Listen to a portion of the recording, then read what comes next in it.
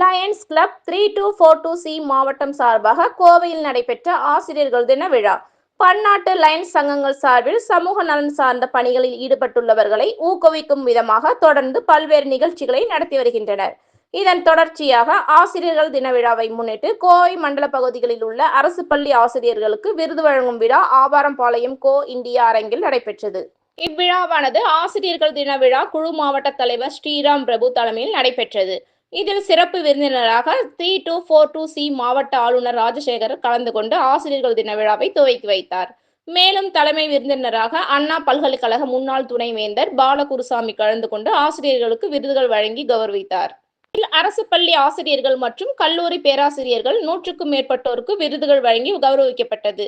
இந்நிகழ்ச்சியில் பன்னாட்டு லயன்ஸ் இயக்கம் 3242C மாவட்டத்தின் மக்கள் தொடர்பு அதிகாரி MJFT வெங்கடகிருஷ்ணன், துணை ஆளுநர் செல்வராஜ், 2ஆம் துணை ஆளுநர் சூரி நந்தகோபால், GST ஒருங்கிணைப்பாளர் செந்தில்குமார், முன்னாள் ஆளுநர்கள் டாக்டர் பழனிசாமி, ராம்குமார், கருணாநிதி, மண்டல தலைவர் வல்பூர் சாமி மற்றும் லயன்ஸ் நிர்வாகிகள் என ஏராளமானோர் கலந்து கொண்டனர்.